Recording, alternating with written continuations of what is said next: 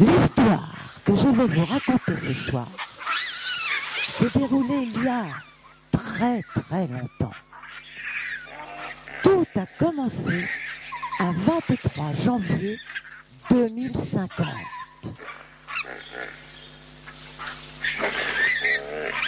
À quoi pouvait bien ressembler l'espèce humaine en cette époque très très lointaine? Elle devait être très excitée, un peu stressée, très très pressée, très énervée, très envahissante et complètement hallucinée, parce que l'époque était hallucinante.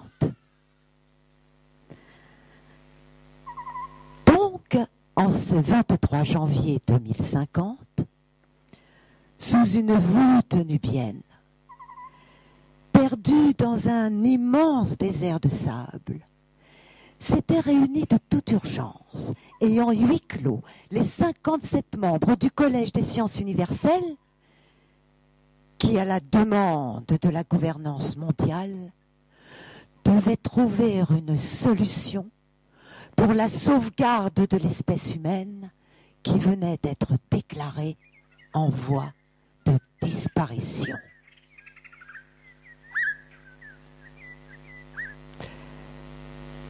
Les 57 membres du Collège des sciences universelles représentaient tous une discipline scientifique différente. Par exemple, il y avait une mathématicienne. C'était une Africaine qui avait reçu la médaille Fields, vous savez, le prix Nobel pour les mathématiques, pour ses remarquables travaux consacrés à la mise en équation de la complexité du vivant. C'était complètement dingue. Elle en était devenue à moitié folle, la pauvre. Elle avait fini par se prendre pour un spaghetti que l'on plongeait dans une casserole d'eau bouillante. Elle n'en pouvait plus. La pauvre. Et ceci, malgré les fabuleux calculateurs dont les humains disposaient à l'époque. C'est pour ça d'ailleurs qu'on les appelait les Homo technologicus.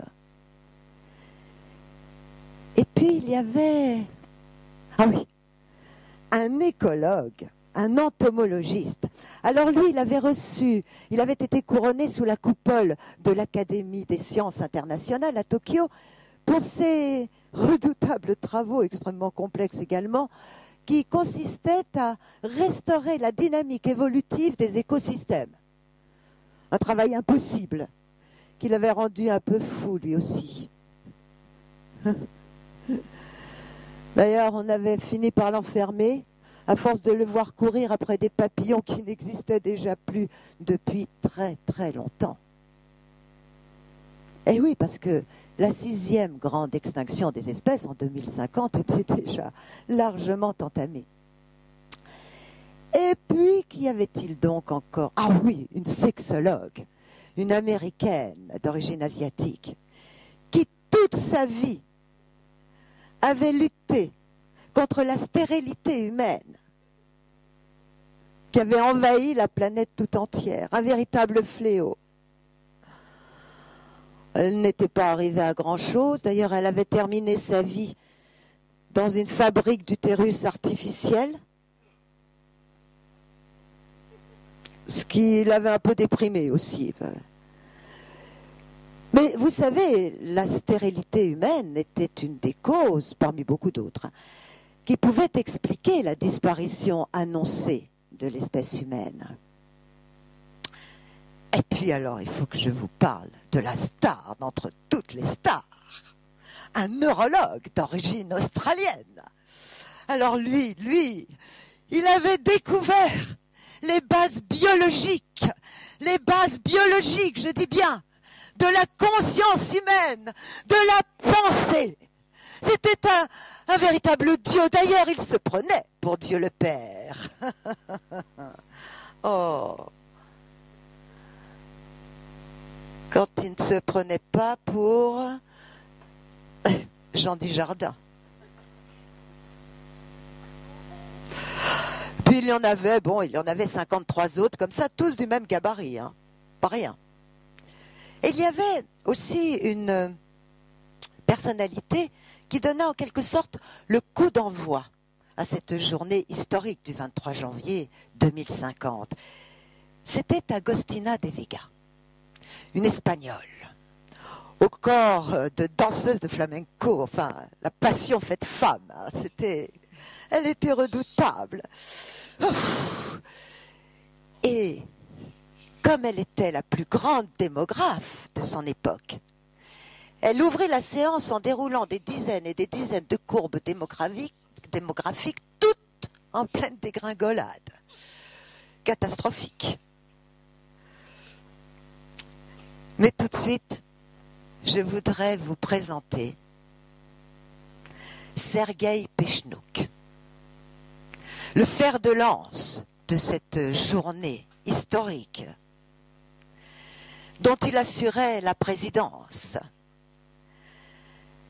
Sergueï Pechnouk était russe. Il avait 115 ans, mais il en paraissait beaucoup moins. Chirurgie esthétique, vous savez, régénérescence cellulaire, tout ça. Il avait même un cœur qui avait été fabriqué avec ses propres cellules souches. C'était une merveille de la technologie à cette époque. Et s'il était le président du Collège des sciences universelles, eh bien c'est parce qu'il l'avait créé lui-même. En 2025, année où il reçut le prix Nobel de physique pour avoir résolu l'énigme de l'énergie noire. Personnage considérable, remarquable, connu, reconnu dans le monde entier. Et puis aussi aimé et respecté pour son très grand humanisme. D'ailleurs, en 2025, il avait compris les menaces qui pesaient sur l'avenir de l'espèce humaine. C'est pour ça qu'il avait voulu réunir en un collège tous les plus grands scientifiques de son époque. 33 femmes et 24 hommes en 2050.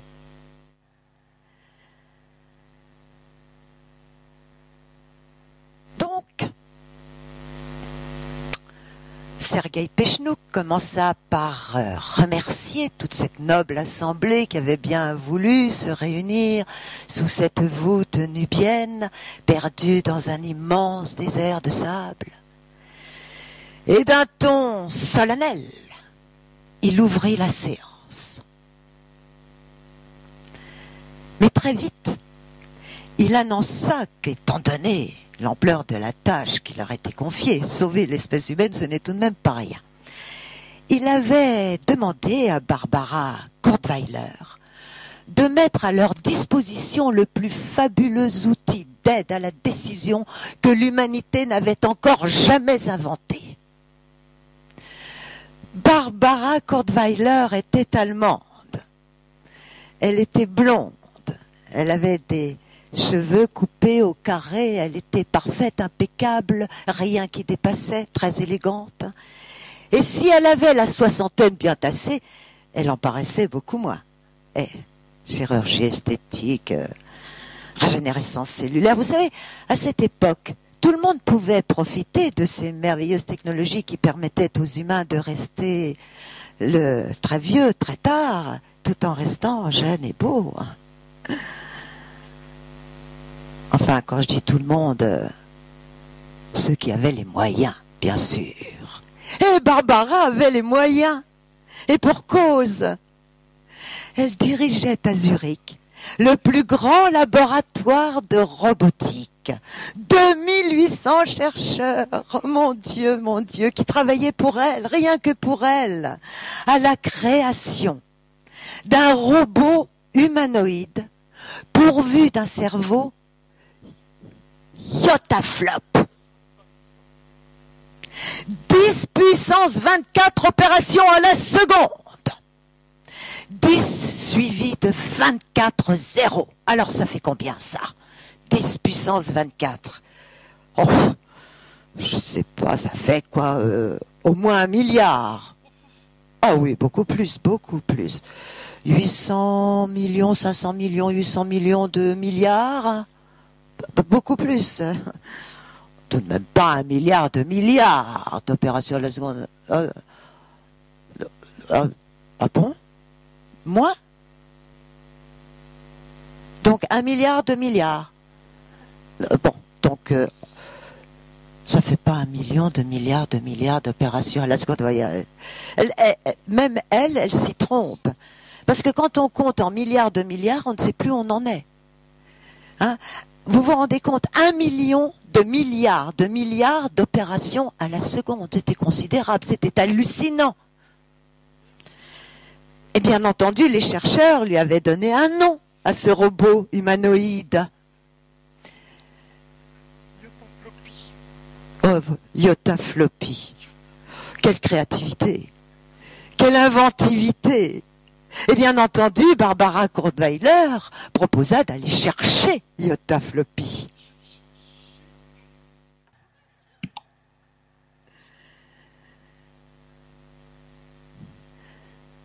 Mais avant d'aller chercher Yotafloppy, Barbara Kordweiler voulut expliquer aux 57 membres du collège pourquoi ces chercheurs avaient voulu donner à ce robot une forme humaine.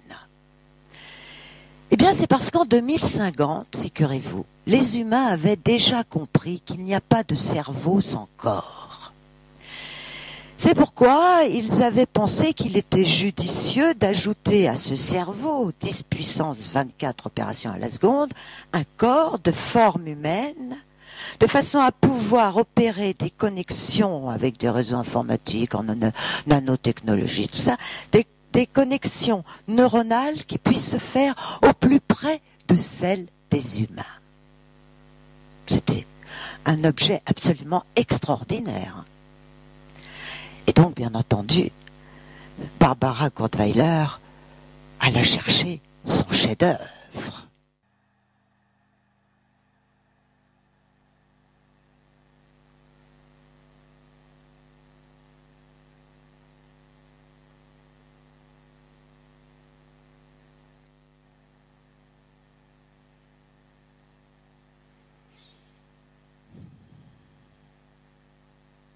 Et elle expliqua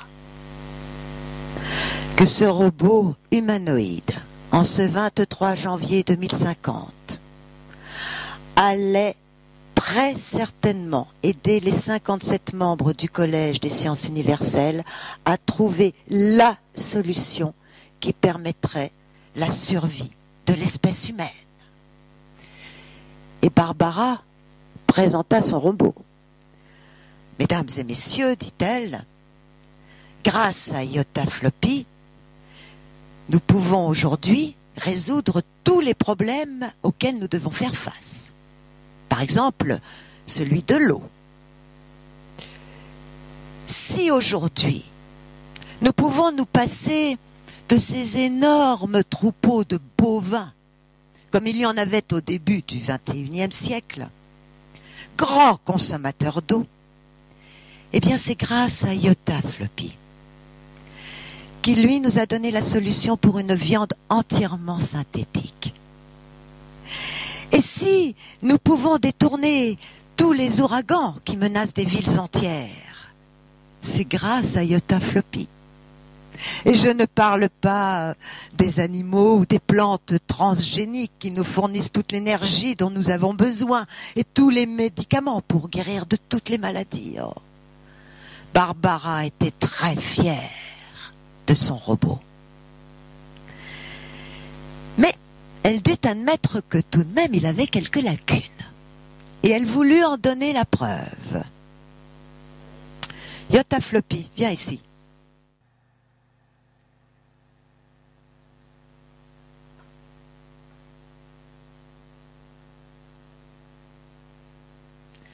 Je vais te poser une question. Et tu vas m'y répondre. Dieu existe-t-il?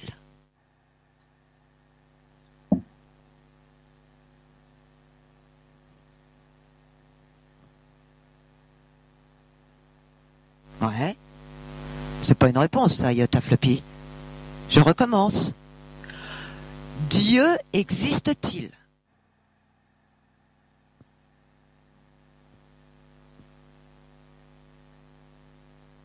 Bah, je vois rien. Hein. Je vois rien du tout. Rien. Preuve, mesdames et messieurs, que ce robot ne peut pas répondre aux questions liées à celles du mystère. Et Barbara Kornweiler demanda aux 57 membres qui voulait poser la première question pertinente pour la sauvegarde d'Homo sapiens. Et très vite, on entendit une petite voix. C'était celle de Ronli, une chinoise, qui avait reçu le prix Nobel pour ses travaux consacrés à une économie sociale et durable. Alors évidemment, une telle économie montre de nombreux avantages sur le papier, mais la mettre en œuvre est beaucoup plus difficile. C'est pourquoi elle voulut poser la question à Yota Floppy. Une économie sociale et durable est-elle possible? Et le robot répondit, oui, à une condition. Une lueur d'espoir illumina le petit visage généralement très fermé de la chinoise, qui aussitôt demanda « Mais quelle est cette condition ?» Et le robot répondit « Tuer tous les affamés, agglutinés autour des grandes villes, qui menacent le système économique d'effondrement. Pour ce faire, deux solutions, le bombardement ou l'empoisonnement à l'aide de drones. »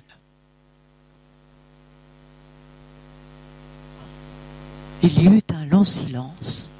D'ailleurs, nous disposons d'un document très intéressant qui montre l'expression des visages des 57 membres à ce moment très précis.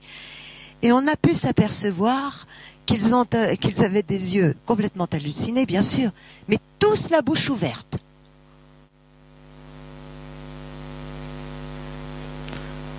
Ah, et l'ambiance était dure. Hein.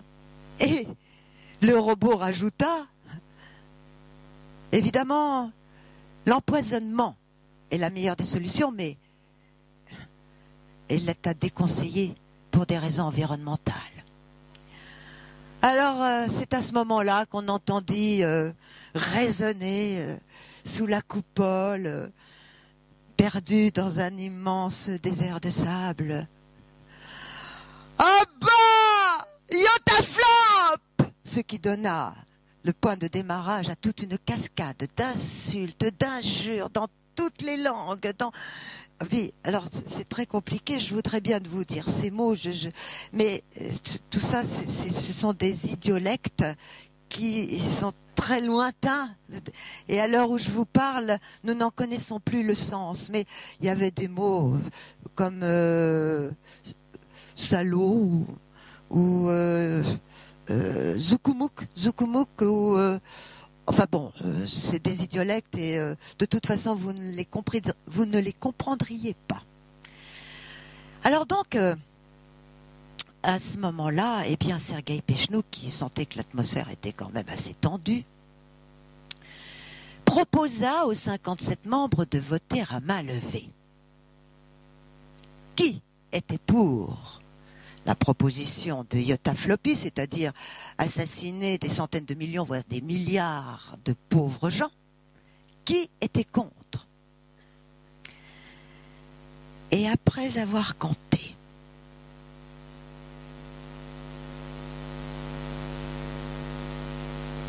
Sergueï Pechnouk annonça d'une voix tremblante 29 pour et 28 contre. La majorité de cette assemblée était donc d'accord pour exterminer tous les affamés, tous les laissés pour compte d'une économie entièrement régulée par la technologie. Mais heureusement, il y avait dans cette assemblée une personnalité dont je ne vous ai pas encore parlé, mais qui va jouer un très grand rôle pour la suite de cette histoire. Il avait remarqué que les 28 qui n'étaient pas d'accord avec ce monstre avaient tous gardé un lien avec les arts. Et cette personnalité, tout à fait exceptionnelle, s'appelait Anatole Marietti. Anatole Marietti, biologiste, évolutionniste, néo-darwinien, 95 ans, pas de régénérescence cellulaire, pas de chirurgie esthétique ou autre bluette. Il avait la rage au ventre et la fureur au bout de la canne. C'était un féru d'art culinaire et d'opéra. Et comme il se refusait d'être le complice de cette majorité servile, avec sa canne, il frappa le monstre avec une violence extrême. Mais le pauvre Marietti avait complètement oublié qu'un robot de cette nature, forcément, pouvait déployer tout un arsenal de guerre pour sa propre défense, si bien qu'il se passa alors là une scène effrayante.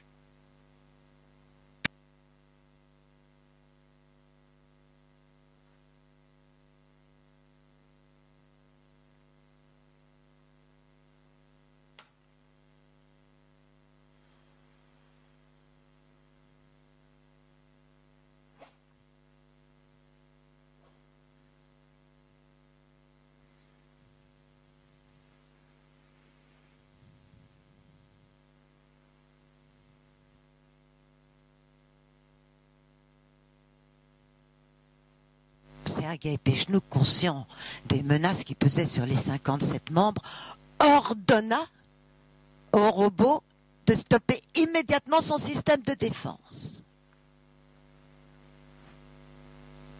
Et quand la machine eut retrouvé sa stabilité, Sergueï Pechnouk lui posa la question suivante.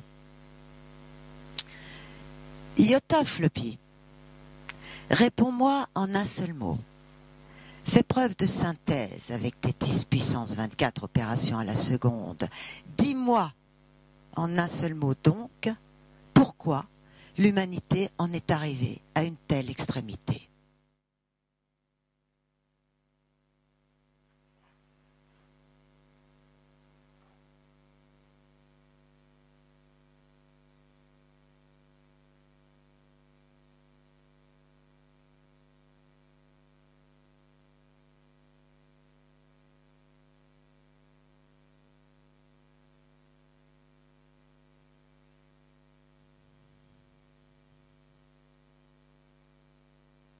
Agressivité.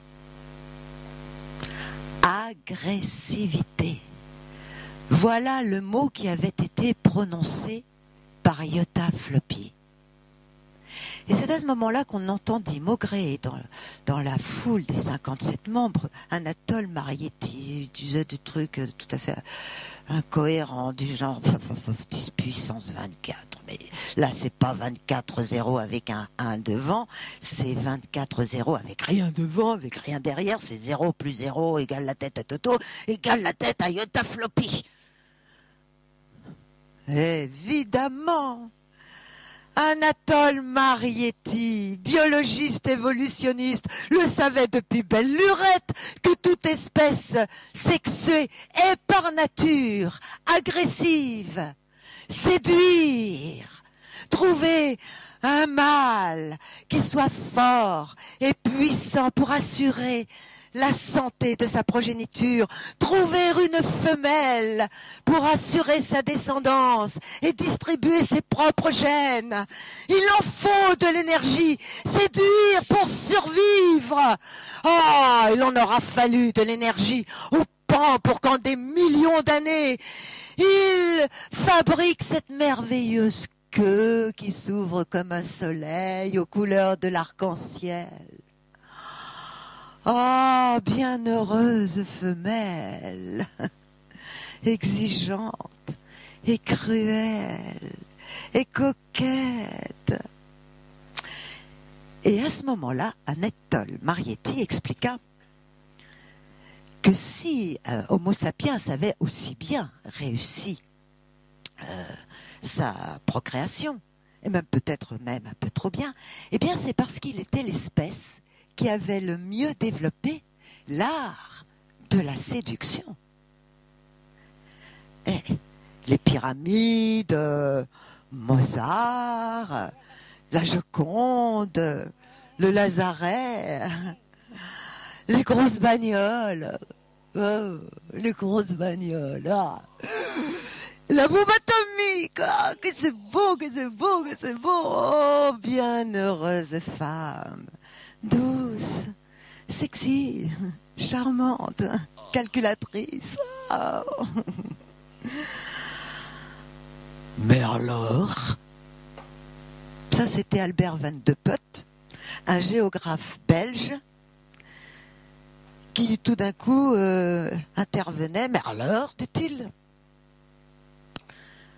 tout à l'heure tu disais une chose que je suis assez d'accord, en fait. Tu disais que 0 plus 0 égale la tête à Toto égale la tête à Iota Floppy. Ça, c'est vraiment une équation absolument remarquable. Elle est simple, elle est esthétique. Donc, là, je suis d'accord. Mais là, tu nous proposes, Anatole, tu nous proposes une autre équation, mais qui revient à peu près au même. Tu dis, sexualité, n'est-ce pas, égale agressivité, égale reproduction, pas égale la tête à Toto. Hein? Et là, Toto, Anatole Marietti lui répondit, mais tu as raison, Albert, tu as totalement raison.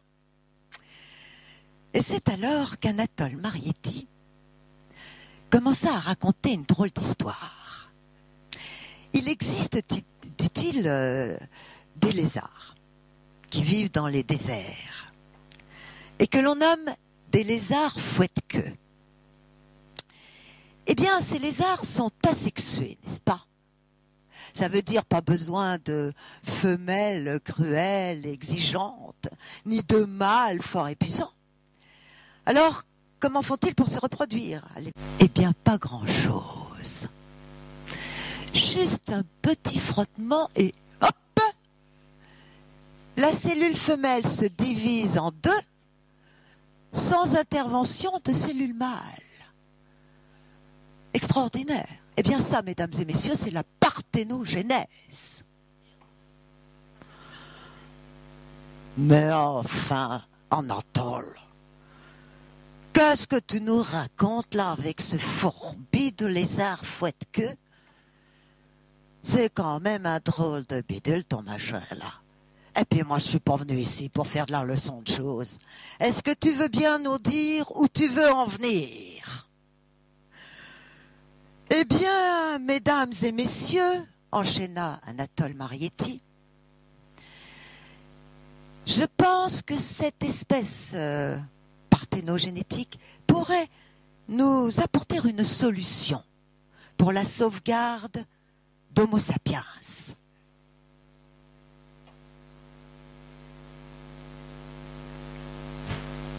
Personne ne comprenait où il voulait en venir. Quand tout à coup il désigna dans la salle une très belle jeune fille, Rosa Maria Minares, c'était son nom, Rosa Maria Minares. Il lui demanda de s'approcher. C'était une anthropologue brésilienne. Rosa Maria Minares, on l'applaudit.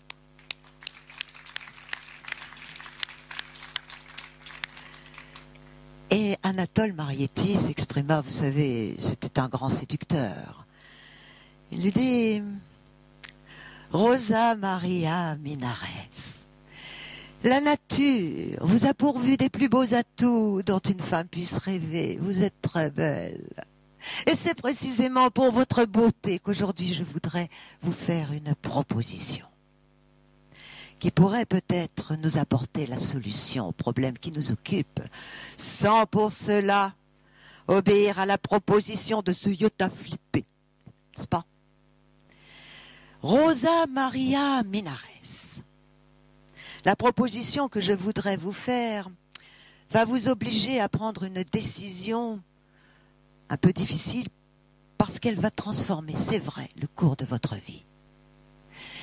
Mais elle vous paraîtra bien légère à côté de la décision de l'autre dictateur au 10 puissance 24, n'est-ce pas? Rosa Maria Minares, je voudrais en ce 23 janvier vous proposer de devenir le premier être humain parthénogénétique de l'histoire.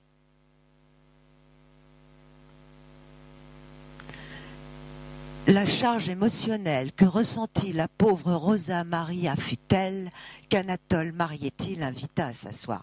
Il est vrai qu'en 2050, les humains avaient déjà réussi de telles manipulations génétiques sur des souris qui s'étaient mises à proliférer à toute vitesse.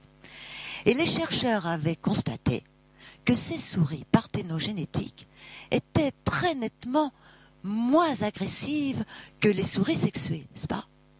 Même pour trouver la nourriture de leur progéniture. S'il leur manquait de la nourriture, eh bien l'espèce disparaissait d'elle-même. Preuve que leur survie dépendait de la stabilité de leur environnement. Donc quand Rosa Maria Minares eut retrouvé quelque peu ses esprits, ça va? Anatole Marietti lui dit, Rosa Maria Minares, je vous propose de transformer votre sexualité et ainsi de créer une nouvelle espèce du genre Homo que nous nommerons Homo parthénogeneticus. Pour le réaliser, voici comment nous procéderons. Démonstration.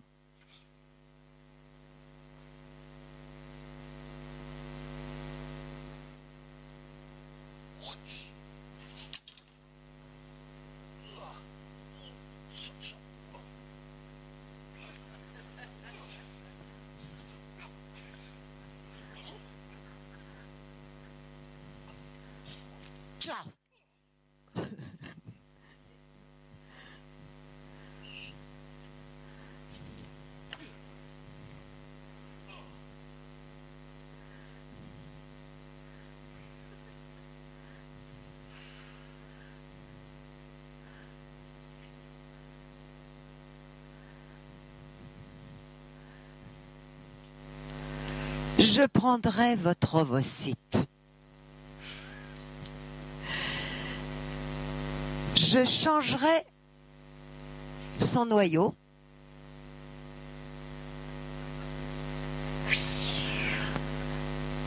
avec un noyau de l'une de vos glandes mammaires.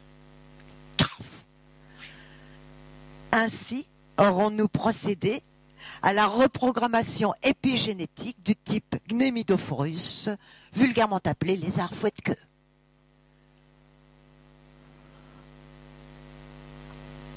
Anatole! Ça, c'était la sexologue américaine d'origine asiatique. Ce que tu demandes à Rosa Maria Minares, c'est absolument odieux. Odieux, rien à voir avec la proposition de l'autre monstre sorti tout droit des laboratoires du docteur Victor Frankenstein. Fais attention toi-même de n'être pas un petit Frankenstein. Et dis-moi, pourquoi une nouvelle espèce humaine? En quoi pourrait-elle nous aider?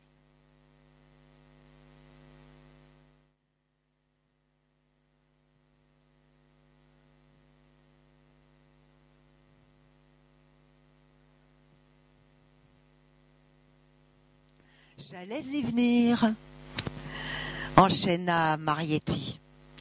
Vous comprenez, lorsqu'une espèce homo-parthéno-génétique se développera, parce qu'elle se développe très vite, eh bien, elle pourra se mélanger à la nôtre, à Homo sapiens. Et donc, Homo sapiens pourra facilement observer les Homo parthénogénéticus. Comment ils font pour trouver leur nourriture, pour élever leurs petits sans agressivité. Et nous, qu'est-ce que nous ferons? Eh bien, nous les imiterons, nous les copierons. Elles nous serviront de modèles. Et peut-être qu'ainsi nous apprendrons à modérer nos instincts de grands prédateurs. Rosa Maria Minares, si vous acceptez, n'est-ce pas, de devenir le premier être Homo parthénogénéticus de l'histoire, sachez que vous ne serez ni un homme, ni vraiment une femme. Alors, que serais-je, me direz-vous? Eh bien, vous serez toujours Rosa Maria Minares, avec ses yeux magnifiques. Vous serez même multiplié à l'infini. Il y aura des dizaines et puis des centaines de Rosa Maria Minares qui envahiront la planète. Alors évidemment, vous y perdrez peut-être un certain plaisir de la séduction, des ébats amoureux, etc., mais en revanche, vous y gagnerez le plaisir de vivre sans rivalité, sans devoir être la plus belle, la plus forte, la plus puissante.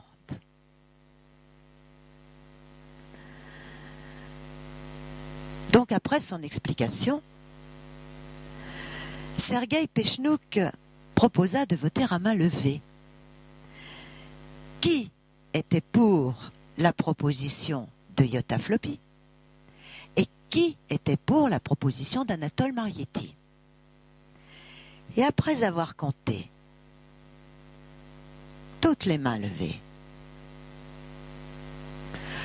Anatole Marietti annonça d'une voix tremblante. Non, c'était Sergueï Pechnouk, pardon. Sergueï Pechnouk annonça d'une voix tremblante 29 pour la proposition de Marietti et 28 pour la proposition de Iota Floppy.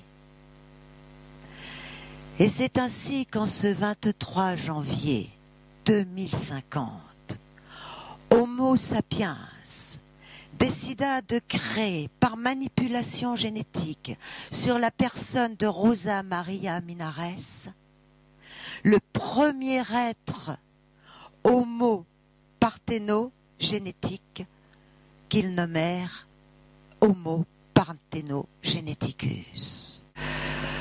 Alors, bien sûr, chers amis sexués, une telle espèce asexuée, dépourvue de toute séduction, pourrait peut-être vous paraître très ennuyeuse. J'en conviens, il ne faut pas attendre d'une telle espèce qu'elle fabrique un grand compositeur d'opéra, par exemple, certes. Et encore, on n'en sait rien, on n'en sait rien. En revanche, si nous, Homo sapiens, nous arrivons à atténuer notre instinct de prédateur, nous pourrons mettre notre agressivité naturelle au service de la création artistique, de la création d'un certain bonheur. Et puis aussi, on pourrait mettre cette agressivité pour la restauration de notre environnement, faire revivre nos rivières, nos ruisseaux, nos océans, avec des poissons de toutes les couleurs, que les oiseaux se remettent à voler, à chanter, que les insectes se remettent à polliniser les plantes, que les papillons montrent leurs couleurs. Nous pourrions aussi mettre notre agressivité à ce beau projet.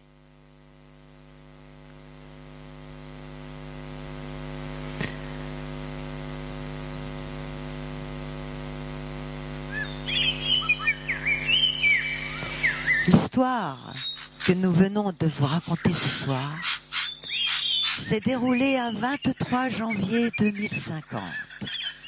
C'était sous une voûte nubienne, perdue dans un immense désert de sable.